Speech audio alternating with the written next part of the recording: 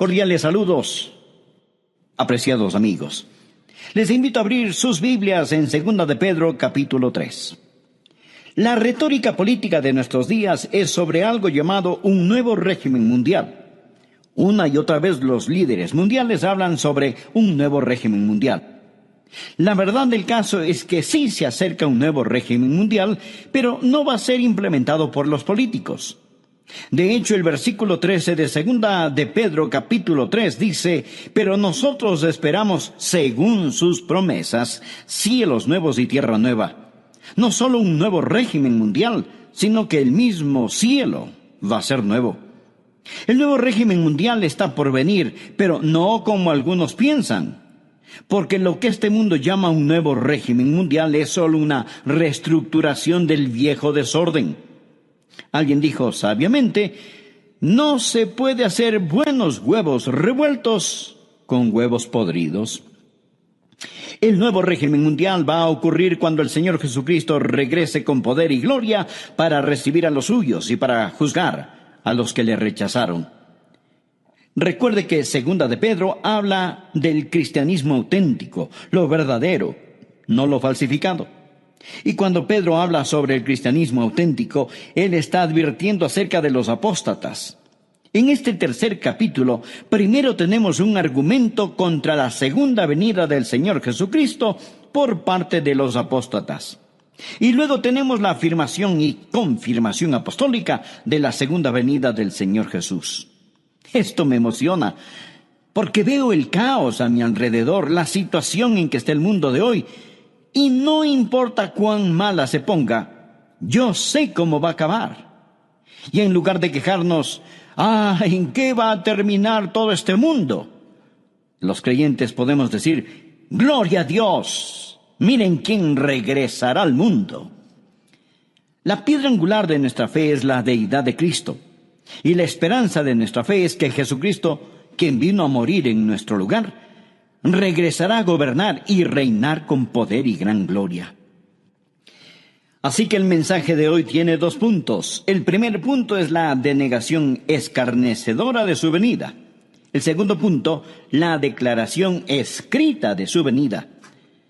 Leamos juntos 2 de Pedro capítulo 3, empezando en el versículo 1. Dice: amados, esta es la segunda carta que os escribo, y en ambas despierto con exhortación vuestro limpio entendimiento, para que tengáis memoria de las palabras que antes han sido dichas por los santos profetas, y del mandamiento del Señor y Salvador dado por vuestros apóstoles, sabiendo primero esto, que en los postreros días vendrán burladores, andando según sus propias concupiscencias y diciendo, preste atención aquí, diciendo: ¿dónde está la promesa de su advenimiento? Porque desde el día en que los padres durmieron, todas las cosas permanecen así como desde el principio de la creación. Y Pedro dice: estos ignoran voluntariamente que en el tiempo antiguo fueron hechos por la palabra de Dios los cielos y también la tierra, que proviene del agua y por el agua subsiste, por lo cual el mundo de entonces pereció anegado en agua. Lo que tenemos aquí son 3 reacciones apóstatas a la segunda venida de Jesucristo. La primera reacción es una reacción emocional. La segunda reacción es una reacción intelectual. Y la tercera reacción es una reacción voluntaria. Es decir, las emociones, la mente y la voluntad se rebelan contra la segunda venida del Señor Jesucristo. Satanás odia la idea de la segunda venida de Jesucristo porque cuando ocurra, él será sentenciado. El reino del terror de Satanás se vendrá abajo. Será cuando los santos seremos honrados, glorificados y bendecidos. Por ello, el diablo ha apuntado toda la artillería del infierno contra la idea de la segunda venida del Señor. El primer punto es la denegación escarnecedora o burla de su venida. La primera reacción es una reacción emocional. Dice la palabra: en los postreros días vendrán burladores. Es un argumento emocional. Existen aquellos que simplemente se reirán y se burlarán de la segunda venida. La burla no es sustituto para la verdad. Pero cuando un hombre está perdiendo un argumento, muchas veces opta por utilizar la burla, la ridiculización y el sarcasmo. Los verdaderos creyentes siempre han sabido que cuando defienden la verdad, se exponen a la burla y el ridículo. El siervo no es mayor que su señor. Marcos 5, versículo 40. Y se burlaron de él. ¿De quién? Del Señor Jesús. Lucas capítulo 22 y versículo 63 habla de cuando Jesucristo iba rumbo a la cruz. Dice: y los hombres que custodiaban a Jesús se burlaban de él y le golpeaban. Se los puede imaginar muertos de risa, apuntando su dedo al Señor. Se burlaron y golpearon al Hijo de Dios. Si se ríen de usted por creer en Cristo y en su segunda venida, recuerde que está en muy buena compañía. El arsenal diabólico para impedir que usted ame, conozca y sirva a Dios es la ridiculización y la burla.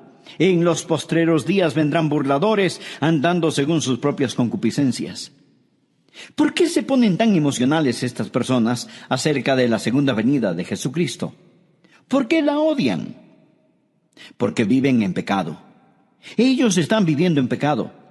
Muéstreme un burlador y le mostraré un pecador. Los burladores van tras sus propias lujurias, deseos. Muéstreme un hombre que ridiculiza la segunda venida de Jesucristo, el juicio, y yo le mostraré un hombre que tiene las iniciales del diablo talladas sobre su corazón. Muéstreme una mujer que se burla de las cosas santas, y le mostraré a una mujer cubierta con las asquerosas huellas digitales del pecado. En los postreros días vendrán burladores andando según sus propias concupiscencias. Esta es la reacción emocional contra el Señor Jesucristo. Pero la Biblia enseña en Proverbios que Dios también se va a reír. Proverbios 1, empezando en el versículo 24, dice: por cuanto llamé, Dios le está hablando a usted ahora. Por cuanto llamé y no quisisteis oír, extendí mi mano, y no hubo quien atendiese, sino que desechasteis todo consejo mío, y mi reprensión no quisisteis. Ahora escuche: también yo me reiré en vuestra calamidad, y me burlaré cuando os viniere lo que teméis. Cuando viniere como una destrucción lo que teméis, y vuestra calamidad llegare como un torbellino, cuando sobre vosotros viniere tribulación y angustia. Lo que Dios está diciendo es que usted puede irse riendo al infierno, pero no podrá salir de él. Dios está diciendo, como decimos hoy, el que ríe al último, ríe mejor. Los apóstatas no solo están satisfechos con rechazar las cosas santas, sino que tienen un enorme deseo diabólico de ridiculizar las cosas santas. Había un emperador romano cuyo nombre era Juliano. Cuando él era un joven, profesó conocer al Señor Jesucristo y ser un creyente, pero nunca se convirtió verdaderamente. Llegó a ser un apóstata y persiguió a los creyentes con todo su poder, ridiculizando la fe cristiana. Juliano, el apóstata, tenía un amigo de la niñez cuyo nombre era Agatón. Ellos crecieron juntos. Después de muchos años se encontraron. Agatón era un creyente que servía fielmente al Señor día tras día. Cuando Juliano el emperador se encontró con Agatón, le dijo: Agatón, ¿cómo le va a tu amigo el carpintero de Nazaret? Él tiene suficiente trabajo. Le están saliendo algunos trabajitos como carpintero. Y Agatón muy serenamente le respondió: oh sí, Juliano, él tiene mucho que hacer. De hecho, él está muy ocupado haciendo un ataúd para tu imperio. Él era un profeta, porque en 2 años Juliano murió en una batalla y su imperio comenzó a desmantelarse. La historia nos dice que cuando Juliano el apóstata estaba tendido en el campo de batalla, se metió la mano en su herida mortal y tomó un puñado de sangre y la lanzó a los cielos y exclamó: has vencido, oh Galileo. Los burladores aman su pecado y argumentan contra el juicio y la segunda venida de Jesucristo. Es una reacción emocional. Pero existe la segunda reacción, la reacción intelectual. Por favor, leamos el versículo 4. Dice: los burladores andando según sus propias concupiscencias y diciendo, ¿dónde está la promesa de su advenimiento? Porque desde el día en que los padres durmieron, ahora escuche, todas las cosas permanecen así como desde el principio de la creación. Lo que ellos están diciendo es que si Jesucristo regresa en poder y gloria, si fuera a haber un nuevo cielo y una nueva tierra, lo que eso significaría es que habría una interrupción en el reino de las leyes naturales. Ellos dicen, nosotros, los eruditos, los intelectuales, hemos encontrado que desde la creación no ha habido cosa semejante. Y no hay ninguna razón para creer que Jesucristo va a venir, ni para creer que habrá un nuevo planeta Tierra. Esto, amigos, es puro materialismo. Todo continúa igual. Ven la creación desde un punto de vista científico. Es una apelación a la inteligencia y aquí está el argumento. Nunca nada cataclísmico ha ocurrido y no hay ninguna razón para creer que algo cataclísmico sucederá. Porque desde el día en que los padres durmieron, todas las cosas permanecen así como desde el principio de la creación. Ellos dicen, escuche, mi bisabuelo esperaba la segunda venida de Jesucristo. Así que no se preocupen, todo continuará igual, no pasará nada. Imagínese a un niño en el tiempo de Noé. Él llega todo preocupado y le dice a su papá, papi, escuché a un hombre llamado Noé. Dice que Dios va a destruir el mundo con un diluvio y está construyendo un gran barco. Él lo llama el arca. Dice que si creemos en su Dios, nos podemos salvar y entrar en el arca cuando venga el diluvio. Y el papá, riéndose, le contesta, hijo, recuerdo que cuando yo era niño, ese viejo loco de Noé estaba construyendo esa arca y me contó la misma historia.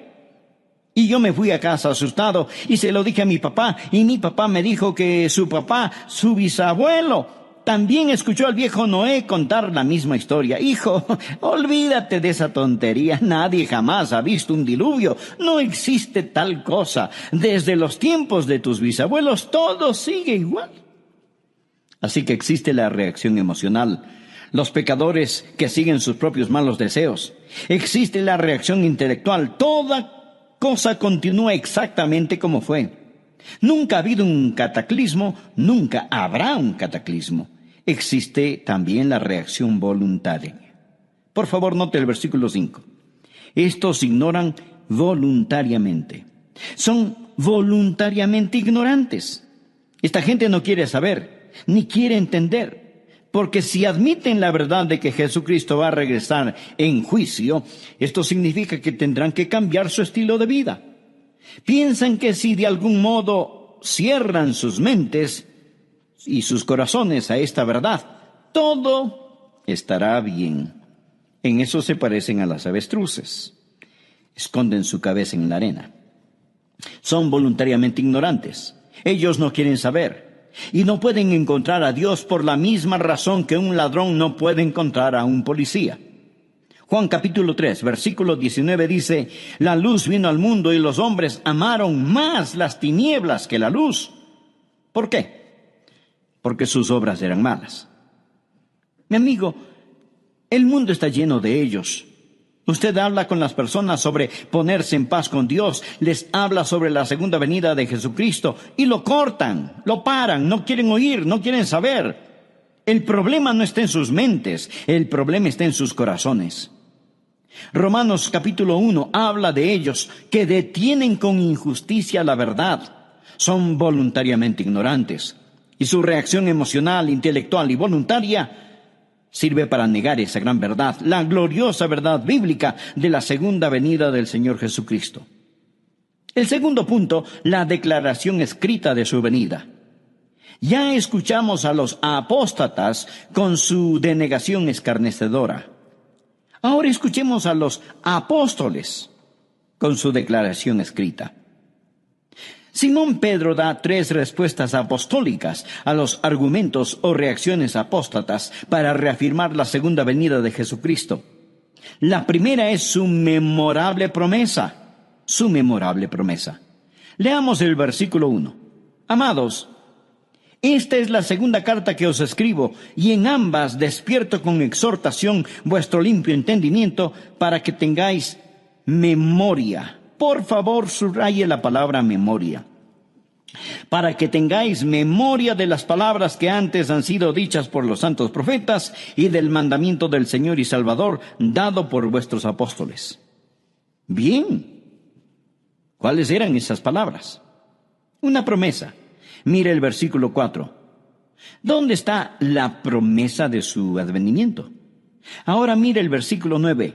El Señor no retarda su promesa. Saltémonos al 13. Pero nosotros esperamos, según su promesa, cielos nuevos y tierra nueva. Lo que está diciendo el apóstol es que Él nos hizo una memorable promesa y Él vendrá otra vez. Los profetas y los apóstoles nos dicen que recordemos lo que Dios ha dicho. Sabemos la importancia del nuevo nacimiento. Mas, ¿sabía que el Nuevo Testamento solo lo menciona 9 veces? La maravillosa doctrina del bautismo se menciona solo 20 veces en el Nuevo Testamento. El arrepentimiento solo 70 veces en el Nuevo Testamento. Pero el Nuevo Testamento habla, sin tocar el Antiguo Testamento, habla 380 veces en términos gráficamente claros de la segunda venida de Jesucristo. Esa es la razón por la que Pedro dijo: tengáis memoria de las palabras que antes han sido dichas por los santos profetas y por vuestros apóstoles. Si usted agrega a los profetas lo que los apóstoles dicen, un versículo de cada 25 en la Biblia habla de la segunda venida de Jesucristo. Dios no puede mentir. Dios lo ha prometido. Por ello, el recordatorio apostólico es su memorable promesa. Recuerde, téngalo presente. El Dios que no puede mentir lo ha prometido. Segundo, Pedro nos recuerda de su magno poder. Recuerda lo que ellos dicen. Los apóstatas dicen: todo continúa igual. No hay ninguna interrupción en el reino de las leyes naturales. Pedro les responde: ustedes son ignorantes por su propia voluntad de 2 cosas. La primera aparece en el versículo 5. Estos ignoran voluntariamente que en el tiempo antiguo fueron hechos por la palabra de Dios los cielos y también la tierra, que proviene del agua y por el agua subsiste, por lo cual el mundo de entonces pereció anegado en agua. Ahora Pedro les dice: mire, señor escéptico, mire, señor apóstata, usted dice que nunca nada cataclísmico ha ocurrido. ¿Y qué de la creación? Dios habló y fue hecho. Dios con su palabra creó el mundo y los universos. Él habló y se hizo. Con su palabra suspendió la luna, el sol, las estrellas. Dios lo hizo todo por medio de su palabra. Pedro les está recordando sobre el magno poder de Dios. Los escépticos modernos y ateos de hoy intentan encontrar el origen de la vida. Pero no nos preocupemos del origen de la vida. Vamos más allá. Hablemos del origen de la materia. Usted dirá: bueno, la vida empezó espontáneamente en alguna sopa prebiológica, pero ¿de dónde salió la sopa prebiológica? Amigo, de la nada. Nada sale. Por medio de la palabra de Dios todo fue creado. Dios con su palabra ordenó la creación, pero también ordenó un cataclismo. Verso 5. Estos ignoran voluntariamente. Primero, habló para la creación, que en el tiempo antiguo fueron hechos por la palabra de Dios los cielos y también la tierra que proviene del agua y por el agua subsiste. La segunda vez habló para describir el cataclismo, por lo cual el mundo de entonces pereció anegado en agua. La palabra anegado o inundado es de donde tomamos cataclismo. En el griego suena como cataclismo. Dios con su magno poder hizo la creación y con su magno poder lo sacó del cataclismo. Pedro dice: no digan que Dios no puede cambiar la historia, que todo siempre sigue igual. Enfrenten los hechos. Y si tratan de explicar la creación sin un creador, son voluntariamente ignorantes, simplemente ignorantes. Piénselo. Es completa estupidez pensar que de la nada todo salió. No solo la memorable promesa, sino el magno poder de Dios. En base a esto, Pedro empieza a defender lo que Dios ha hecho y que lo hará de nuevo, pero esta vez no con agua, sino con fuego.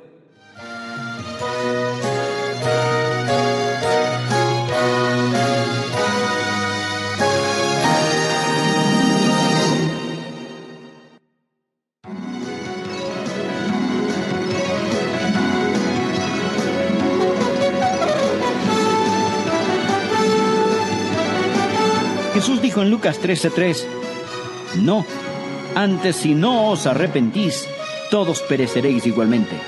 Pero el Señor no quiere que ninguno perezca, sino que todos procedan al arrepentimiento. Amigo, Él está por venir, en llamas de fuego para castigar a los que no conocen a Dios, ni obedecen el Evangelio de nuestro Señor y Salvador Jesucristo. ¿Que cómo lo sé? Pues por su memorable promesa. Y aún no ha venido por su misericordiosa paciencia.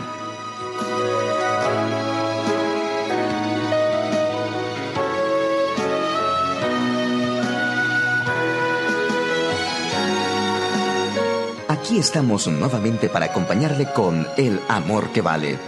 El profesor y pastor Adrián Rogers, en la voz del pastor Lenín de Llanón, nos trae hoy la segunda parte del tema, el nuevo régimen mundial. El nuevo régimen mundial está por venir, pero no como algunos piensan, porque lo que este mundo llama un nuevo régimen mundial es solo una reestructuración del viejo desorden. Alguien dijo sabiamente, no se puede hacer huevos revueltos con huevos podridos. El nuevo régimen mundial tomará lugar cuando el Señor Jesucristo regrese con poder y gloria para recibir a los suyos y para juzgar a los que le rechazaron. Recuerde que Segunda de Pedro habla del cristianismo auténtico, lo verdadero, no lo falsificado. Cuando Pedro enseña acerca del cristianismo auténtico, él está advirtiéndonos acerca de los apóstatas. Soy Milton de los Santos y desde ya le invito a continuar este estudio en Segunda de Pedro capítulo 3, desde el verso 1 hasta el verso 13.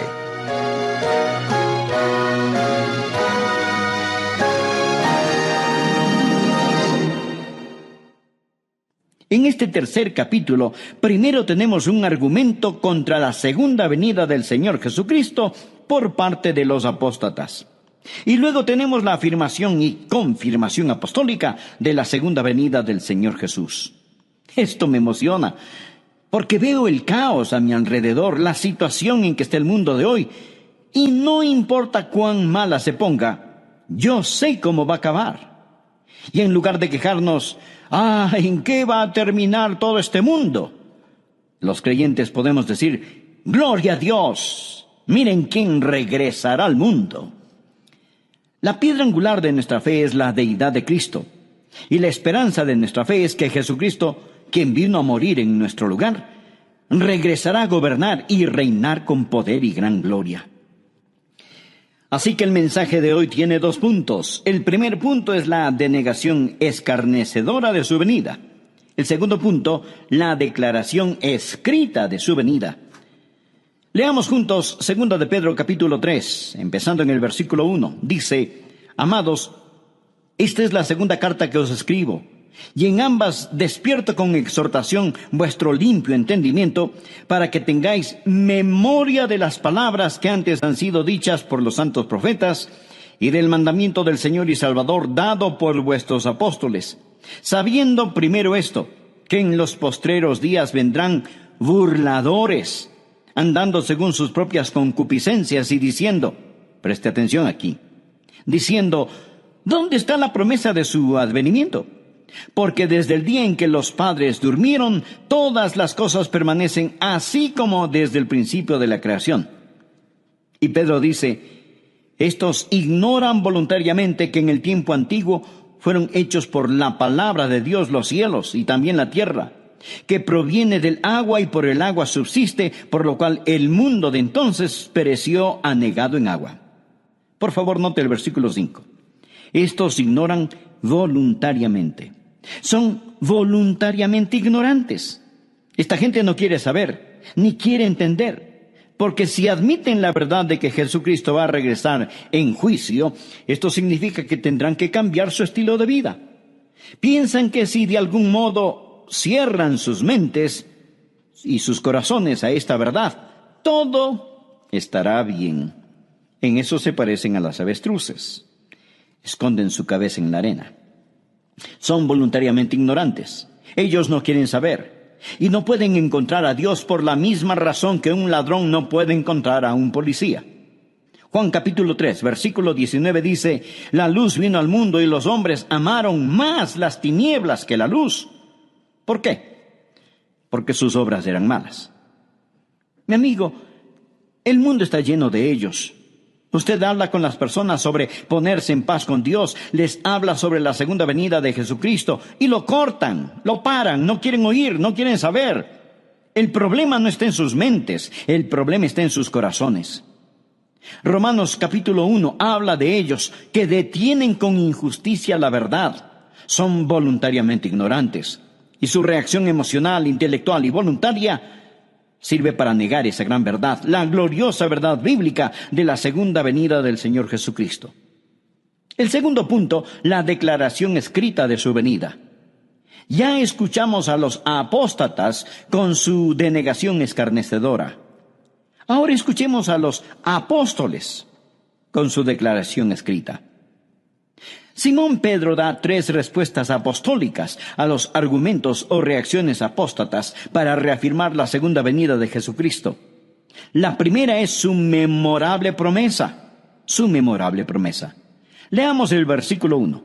Amados, esta es la segunda carta que os escribo, y en ambas despierto con exhortación vuestro limpio entendimiento para que tengáis memoria. Por favor, subraye la palabra memoria.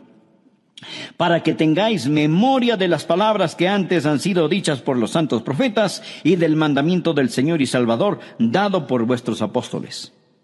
Bien, ¿cuáles eran esas palabras? Una promesa. Mire el versículo 4. ¿Dónde está la promesa de su advenimiento? Ahora mire el versículo 9. El Señor no retarda su promesa. Saltémonos al 13. Pero nosotros esperamos, según su promesa, cielos nuevos y tierra nueva. Lo que está diciendo el apóstol es que Él nos hizo una memorable promesa y Él vendrá otra vez. Los profetas y los apóstoles nos dicen que recordemos lo que Dios ha dicho. Sabemos la importancia del nuevo nacimiento. Mas, ¿sabía que el Nuevo Testamento solo lo menciona 9 veces? La maravillosa doctrina del bautismo se menciona solo 20 veces en el Nuevo Testamento. El arrepentimiento solo 70 veces en el Nuevo Testamento. Pero el Nuevo Testamento habla, sin tocar el Antiguo Testamento, habla 380 veces en términos gráficamente claros de la segunda venida de Jesucristo. Esa es la razón por la que Pedro dijo: tengáis memoria de las palabras que antes han sido dichas por los santos profetas y por vuestros apóstoles. Si usted agrega a los profetas lo que los apóstoles dicen, un versículo de cada 25 en la Biblia habla de la segunda venida de Jesucristo. Dios no puede mentir. Dios lo ha prometido. Por ello, el recordatorio apostólico es su memorable promesa. Recuerde, téngalo presente. El Dios que no puede mentir lo ha prometido. Segundo, Pedro nos recuerda de su magno poder. Recuerda lo que ellos dicen. Los apóstatas dicen: todo continúa igual. No hay ninguna interrupción en el reino de las leyes naturales. Pedro les responde: ustedes son ignorantes por su propia voluntad de 2 cosas. La primera aparece en el versículo 5. Estos ignoran voluntariamente que en el tiempo antiguo fueron hechos por la palabra de Dios los cielos y también la tierra, que proviene del agua y por el agua subsiste, por lo cual el mundo de entonces pereció anegado en agua. Ahora Pedro les dice: mire, señor escéptico, mire, señor apóstata, usted dice que nunca nada cataclísmico ha ocurrido. ¿Y qué de la creación? Dios habló y fue hecho. Dios con su palabra creó el mundo y los universos. Él habló y se hizo. Con su palabra suspendió la luna, el sol, las estrellas. Dios lo hizo todo por medio de su palabra. Pedro les está recordando sobre el magno poder de Dios. Los escépticos modernos y ateos de hoy intentan encontrar el origen de la vida. Pero no nos preocupemos del origen de la vida. Vamos más allá. Hablemos del origen de la materia. Usted dirá, bueno, la vida empezó espontáneamente en alguna sopa prebiológica, pero ¿de dónde salió la sopa prebiológica? Amigo, de la nada. Nada sale. Por medio de la palabra de Dios todo fue creado. Dios con su palabra ordenó la creación, pero también ordenó un cataclismo. Verso 5. Estos ignoran voluntariamente. Primero, habló para la creación. Que en el tiempo antiguo fueron hechos por la palabra de Dios los cielos y también la tierra que proviene del agua y por el agua subsiste. La segunda vez habló para describir el cataclismo. Por lo cual el mundo de entonces pereció anegado en agua. La palabra anegado o inundado es de donde tomamos cataclismo. En el griego suena como cataclismo. Dios con su magno poder hizo la creación y con su magno poder lo sacó del cataclismo. Pedro dice, no digan que Dios no puede cambiar la historia, que todo siempre sigue igual.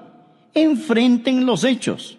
Y si tratan de explicar la creación sin un creador, son voluntariamente ignorantes, simplemente ignorantes. Piénselo. Es completa estupidez pensar que de la nada todo salió. No solo la memorable promesa, sino el magno poder de Dios. En base a esto, Pedro empieza a defender lo que Dios ha hecho y que lo hará de nuevo, pero esta vez no con agua, sino con fuego. Versículo 7. Pero los cielos y la tierra que existen ahora están reservados por la misma palabra, o sea, la misma palabra con que los creó, guardados para el fuego en el día del juicio y de la perdición de los hombres impíos. Note la frase, guardados para el fuego. El señor Kenneth Wuest, un erudito del griego, dice que esto literalmente significa que los cielos y la tierra ahora mismo están almacenados con fuego. Es palabra de donde tomamos la palabra tesorería, es decir, este mundo es una tesorería de fuego. El universo entero está guardado con fuego. La naturaleza subatómica del universo nos dice que todo no es materia, sino que realmente es fuego. El hombre solía pensar que la partícula más pequeña de la materia era el átomo. Pero ahora sabemos sobre la naturaleza subatómica del átomo, y el átomo tiene un núcleo. Este tiene una carga eléctrica positiva, y girando a su alrededor están los electrones, y estos son negativos. Por eso existe una atracción y se mantienen unidos. El electrón es increíblemente rápido. Escuche, algo asombroso sobre los electrones del átomo es que giran alrededor del núcleo billones de veces cada millonésima de segundo. Nadie sabe realmente qué es esta fuerza eléctrica. La podemos describir, pero no sabemos lo que es. Einstein dijo antes de morir que esperaba descubrir lo que es la electricidad, pero nunca lo hizo. Podemos poner esta cosa de algún modo en proporciones matemáticas, pero los científicos no saben cuál es la fuerza que los une. Dije que el núcleo tiene una carga eléctrica positiva y girando a su alrededor están los electrones que son negativos. Por eso existe una atracción y se mantienen unidos. Pero también tiene neutrones y protones. Los neutrones son neutros y los protones son positivos. No existe atracción, mas estos no se caen. ¿Qué causa que todos se mantengan unidos? Colosenses 1:17 nos habla acerca del Señor Jesús y dice, todas las cosas en Él subsisten. Significa que Él lo sostiene todo, ya sean los planetas en órbita o los electrones que giran alrededor del núcleo de un átomo. Él es la goma de las galaxias, el Señor Jesucristo. Hebreos 1:3 dice, Jesús quien sustenta o sostiene todas las cosas con la palabra de su poder. Pedro dice, están guardados con el fuego. Todo es fuego. porque todo está formado de una estructura molecular. Hebreos 11:3 dice, lo que se ve fue hecho de lo que no se ve.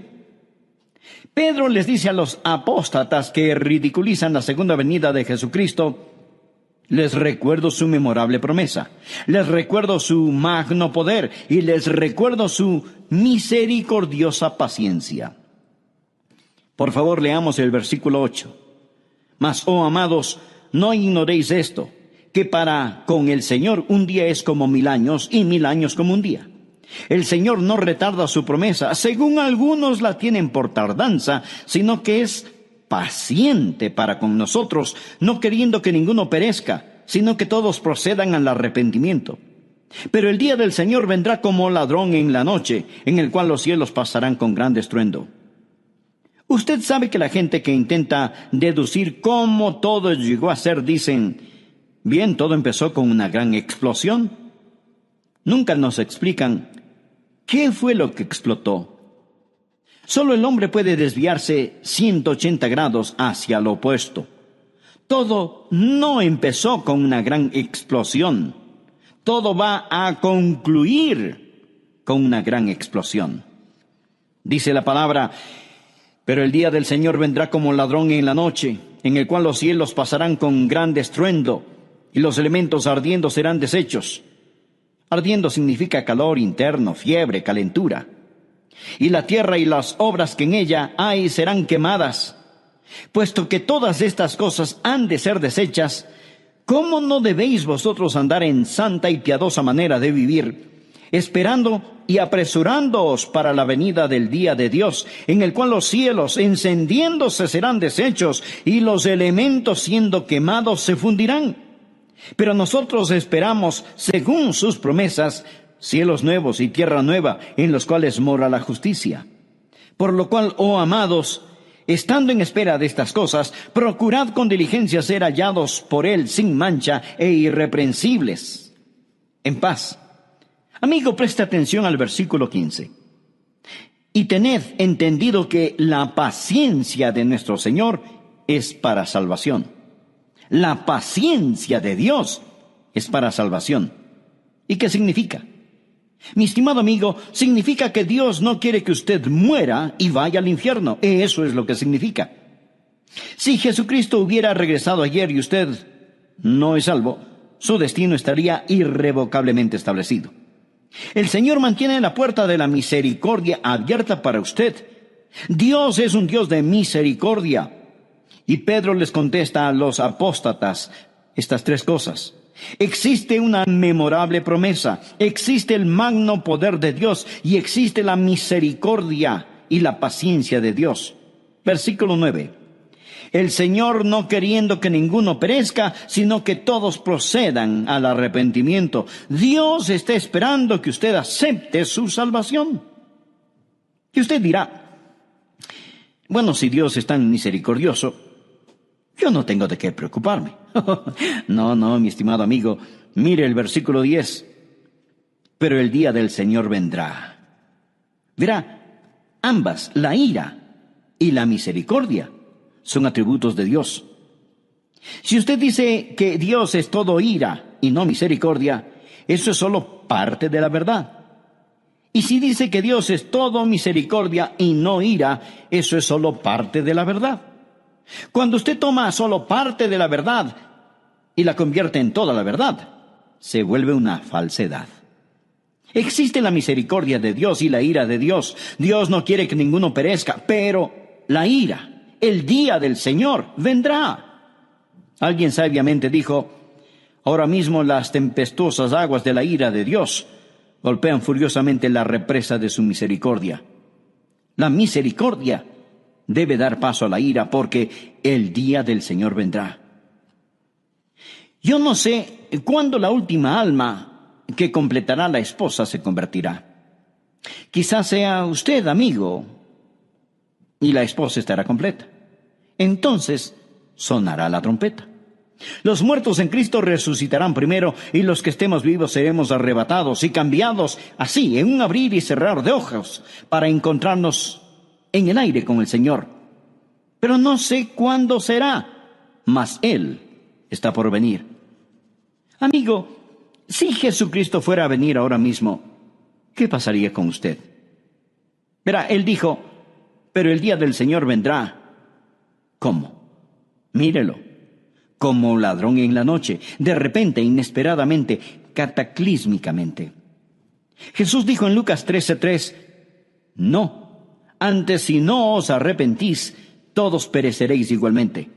Pero el Señor no quiere que ninguno perezca, sino que todos procedan al arrepentimiento. Amigo, Él está por venir, en llamas de fuego para castigar a los que no conocen a Dios, ni obedecen el Evangelio de nuestro Señor y Salvador Jesucristo. ¿Que cómo lo sé? Pues por su memorable promesa. Y aún no ha venido por su misericordiosa paciencia. Jesús no quiere que usted muera y vaya al infierno. De verdad, Él no lo quiere. La Biblia dice, porque de tal manera amó Dios al mundo que ha dado a su Hijo unigénito, para que todo aquel que en Él cree no se pierda, mas tenga vida eterna. Por consiguiente, ¿qué tiene que hacer usted para no perecer? Pues arrepentirse. ¿Cuál es el arrepentimiento? La palabra griega metanoia o arrepentimiento significa cambiar de pensar. Antes usted confiaba en sí mismo, vivía en pecado, iba por su lado, hacía lo que le daba la gana. Ahora se da un cambio radical y dramático de pensar, se arrepiente, pone su fe no en sí mismo, sino en Jesucristo, abandona sus pecados, abandona sus viejos caminos. Estimado amigo, ¿es usted salvo? No le pregunté si es usted católico, bautista, metodista o lo que sea.